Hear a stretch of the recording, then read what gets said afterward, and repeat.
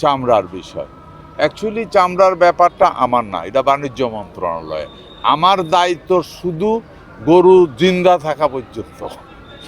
আপনি ভুলে যায় না, আমি প্রাণী, হ্যাঁ, আমি বাণিজ্য নয়। তারপরেও এটা একটার সাথে একটা জড়িত। এখানে ব্যবসায়ী কমিউনিটি অনেক কিছুর সাথে আছে, যে তারা কী পরিমাণ ফাইন্যান্স পেলো কিনা, এগুলি তো মেনলি ট্যানারিরা কিনে। ওখানে ফাইন্যান্স একটা ফ্যাক্টর হতে পারে, অথবা যে চামড়াগুলি ফেলে দিয়েছে বা এই ধরনের ঘটনা হয়েছে। চামড়া কিন্তু একটা নির্দিষ্ট সময়ের পরে উইদিন 4 to 5 hours চামড়ার ভিতরে পচন ধরে। এটা পচনশীল পণ্য। দ্রুততম সময়ে লবণ দিতে হয়।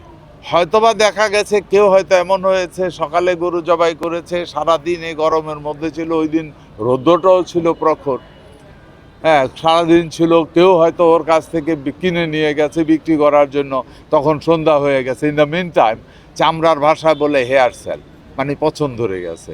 ওই পচা চামড়া কেউ 2 টাকা দিয়েও কিনবে না, এটাই হতে পারে। নাইলে চামড়ার, কোরবানির চামড়া অনেক হাই কোয়ালিটির চামড়া।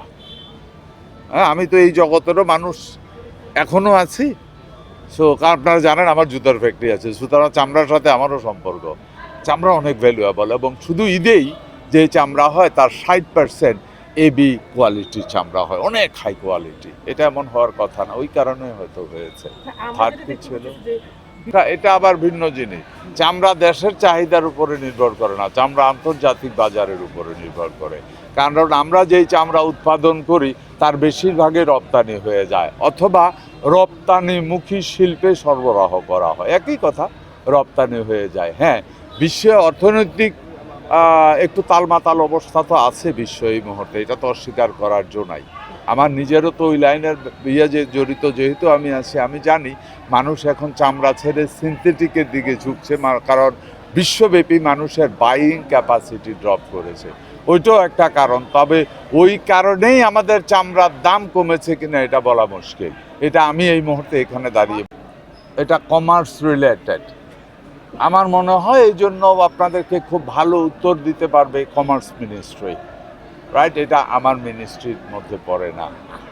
তবে এটা সত্য, বিশ্ব অর্থনীতি একটু তালমাটাল অবস্থায় আছে, কারণ বিশ্বটা একটা ফ্যামিলির মতো এখন।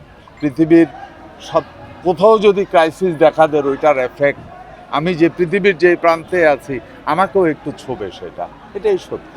ওইটাও কারণ হতে পারে। ধন্যবাদ ভাই, সবাইকে ঈদের শুভেচ্ছা।